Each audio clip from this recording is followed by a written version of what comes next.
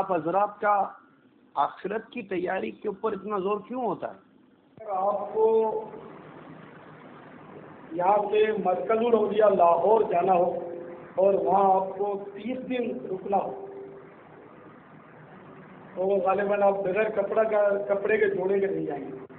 کچھ کپڑے کے جوڑے بھی لیں گے, 1 مہینے کے اخراجات بھی لیں گے, سردی گرمی کے حساب سے ملبوسات بھی آپ شامل کریں گے. اچھا خاصا بیگ بنا کر آپ تشریف لے جائیں گے کہ 2 دن کے لیے آپ نے جو سامان لیا اس کو دیکھ لیجیے, 30 دن کے لیے جو اسباب حاصل کیے اس کو ملاحظہ فرما لیجیے. اب غور فرمائیے کہ دنیا میں آپ کو کتنا رہنا ہے. یہ 60-70 سال تو میں نے بہت بڑی بات کہہ دی, یہ تو طول عمل ہے, میں لمبی ہوئی ہے. ورنہ ابھی میں آپ سے گفتگو کر رہا ہوں لیکن میں یہ نہیں جانتا کہ اپنی گفتگو مکمل کر پاؤں گا یا نہیں.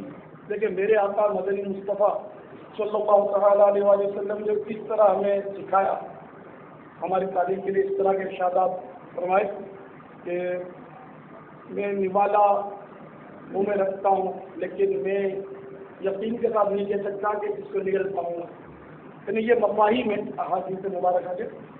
اسی طرح میں سانس لیتا ہوں لیکن میں یقین کے ساتھ یہ نہیں کہہ سکتا کہ میں اس سانس کو باہر بھی نکالتا ہوں.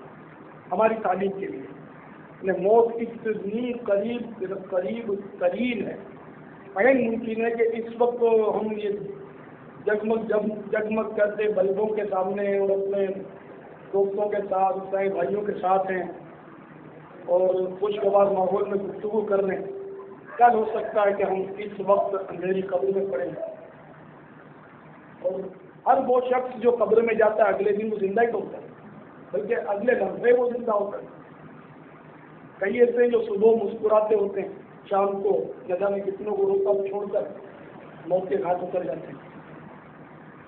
اس لیے ہمیں اگر موت صحیح معنوں میں یاد ہو جائے تو پھر دین کے لیے وقت. مولانا صاحب یہ بیوی بچوں کا جو پیٹ پالتے ہیں زندہ دیکھ کرتے ہیں کہ اس کو آپ آخرت کی تیاری میں نہیں لیں گے؟ تو میں نے آپ کو کام کاج سے منع تو نہیں کیا. الحمدللہ ہم بھی کام کاج کرتے ہیں, ہم بھی حلال روزی کھاتے ہیں, ہمارے بچے بھی کام کر نہیں کھاتے الحمدللہ. ہم بھی مطلب ہے کہ رشتے حلال کی جستجو میں. مگر میں نے آپ سے حضور یہ عرض کیا کہ جتنا دنیا میں رہنا اتنی دنیا کے لیے تیاری ہو اور آخرت کا جتنا طویل وقفہ ہے اتنی اس کے لیے بھی تیاری.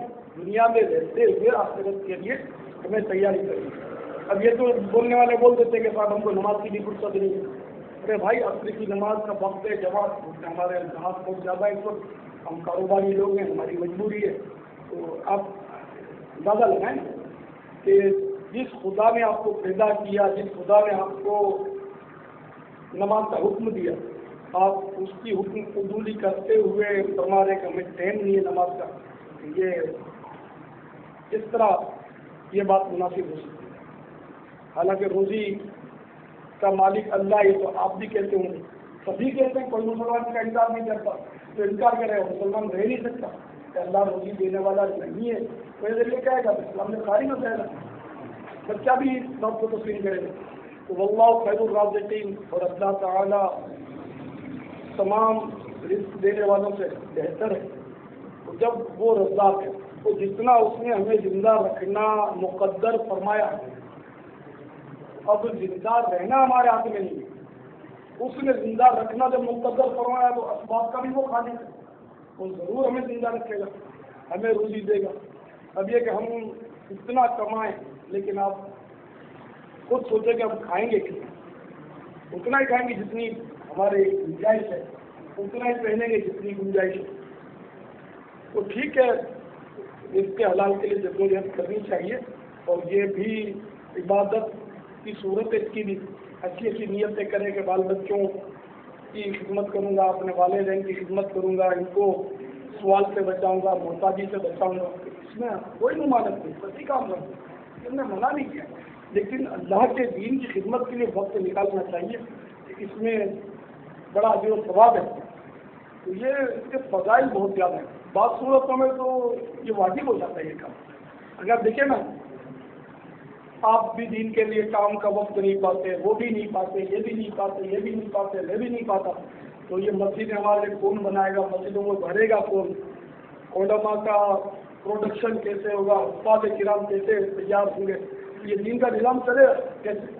आप ही बोलो मैं तिजारत करूँ, ये बोलेगा मैं मुलाजमत करूँ, ये बोलेगा मैं कारीगरी करूँ, तो आप बताइए फिर हमें जुम्मा की नमाज कौन पढ़ाएगा, हमें ईद की नमाज कौन पढ़ाएगा, और ये सारा निज़ाम कैसे चले? हम नमाज किसके पीछे जाकर पढ़ेंगे? तो दीन की खिदमत करने वालों का वजूद जो है वो नागुज़ीर है। एक काश के हम भी उनमें से शामिल हैं।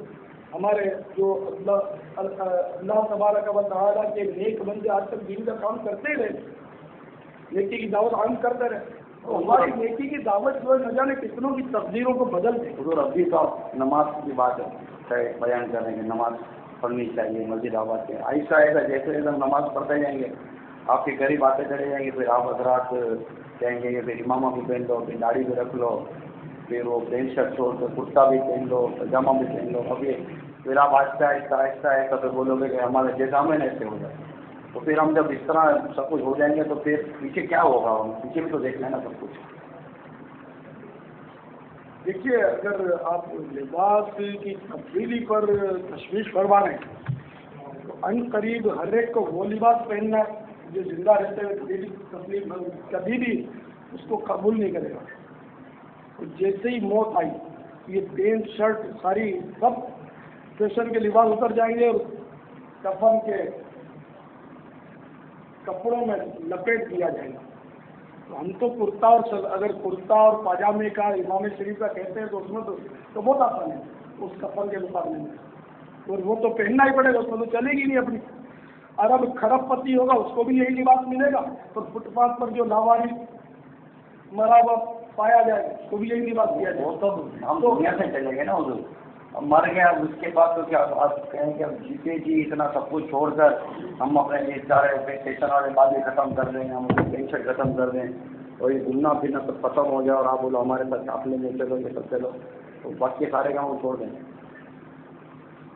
देखिए, सारे काम छोड़ने का मैंने आपको नहीं कहा, आपने जिस नबी पाक सल्लल्लाहु अलैहि वसल्लम का कलेमा पढ़ा है, ठीक है ना? अच्छा, जरा उनके चेहरे तैयबा को तस्वुर में लाइए, उनका चेहरा को अच्छा लगता है? तो क्या उनके चेहरे पर दाढ़ी नहीं? सर अक़दस पर नजर दौड़ाइए, सुभान अल्लाह, कैसा नूर भरा इमामा सजा हुआ है। क्या बाल इनके इंग्लिश है? अल्हम्दुलिल्लाह, जुल्फें लहरा रही है। अच्छा, पेंट शर्ट जिसमें असर पर है ना, अल्हम्दुलिल्लाह, सफेद लिबास,